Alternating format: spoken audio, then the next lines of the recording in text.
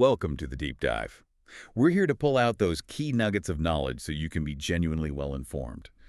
So picture this. The world's just been reset, wiped clean by this massive flood. The water's gone down, ground's dry, and this one family steps out onto, well, basically a blank slate. What's the very first thing you do? I mean, what's the impulse when everything's just gone? Yeah, it's an incredible thought experiment, really. Forces you to think about what truly matters first. Yeah, exactly. And today, that's what we're getting into. We're looking at Genesis chapter 8, verses 20 to 22. And our goal isn't just, retelling a story you might know. It's about finding these really deep insights into worship, into God's promises, which are maybe deeper than we think, and the basic rhythms of our world, all through what Noah did and how God responded right after the flood. So get ready. We think there are some timeless lessons here about gratitude, mercy, stability, especially when things feel, well, uncertain. And what's really fascinating right off the bat is Noah's first move. He gets off the ark, and it's not about, okay, let's find food or let's explore or even build a shelter. Right. That's such a key point. Genesis 8:2 tells us clearly, "Then Noah built an altar to the Lord, and taking some of all the clean animals and clean birds, he sacrificed burnt offerings on it." Right. It's just such a deliberate pause, isn't it?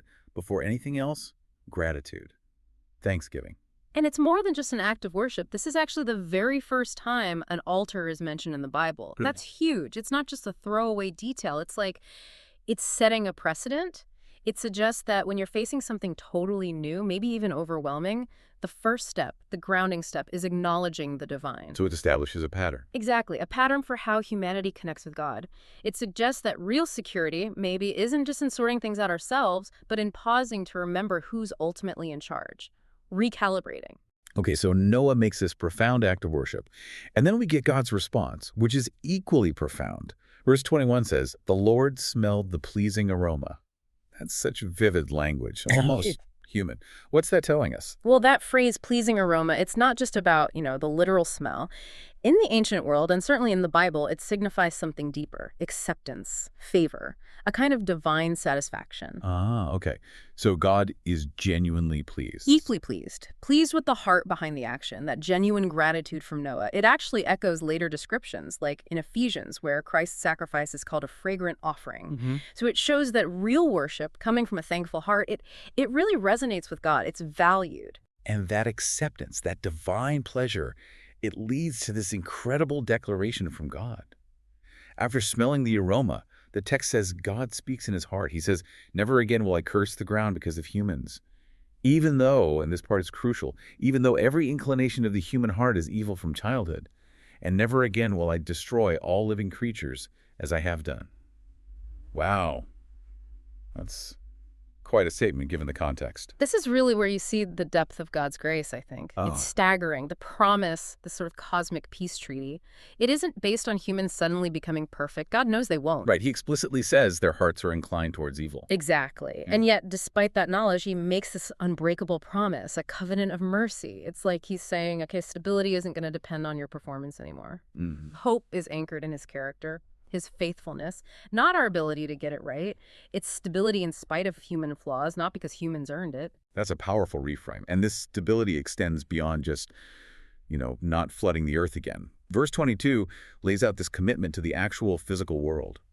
As long as the earth endures, seed time and harvest, cold and heat, summer and winter, day and night will never cease. I mean, after everything being wiped out, that must have sounded like the most reassuring thing possible. Oh, absolutely. It's fundamental reassurance. This isn't just nice poetry about seasons. It's God committing to uphold the basic operating system of the planet, the natural order. A reliable framework. Yes, exactly. A reliable framework for life to continue. Think about it. No matter what humans do, no matter the chaos, the fundamental cycles, planting, harvesting, the seasons turning, day becoming night, those things are guaranteed. It's like a constant, tangible sign of God's faithfulness right there in the creation itself. You can count on it. The ground, the sky, they'll remain consistent. That's the promise. Okay, so let's bring this home. We've got Noah's first act worship, gratitude. And God's response to this incredible unconditional promise of mercy and stability. How does this ancient exchange challenge us, living our lives today? When we face a new beginning, could be a job, relationship, even just a Monday morning, what's our first move? Do we rush or do we pause? Yeah, it really makes you think about your own default settings, doesn't it? That instinct to just do, to fix, to build versus the instinct to first acknowledge, to be grateful. And it also asks us, I think, where do we need that reminder that some things are trustworthy? Even when everything feels shaky or uncertain around us, this passage points to these foundational constants, divine promises, natural rhythms, things we can actually lean on. So wrapping this up, a few key takeaways maybe. First, maybe real fresh starts begin with gratitude, not just activity.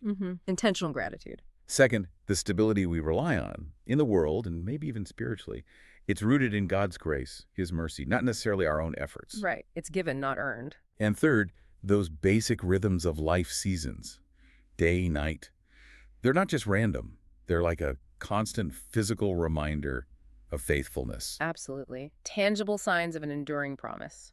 So, as you go about your week, maybe think about this. What's one specific way, maybe even a small way, you can make space for gratitude, especially if you're in a new or challenging season? Yeah, and building on that, where in your life right now could you use a reminder that certain foundational promises hold true, no matter what's swirling around you? And maybe one more. How could you mark a new beginning this week, big or small, with some kind of deliberate act of worship or simple gratitude? Good questions to ponder. Definitely. We'd love to hear your thoughts on all this. Jump onto our community page, share your insights, ask questions, keep exploring, keep questioning, and thanks for joining us on The Deep Dive.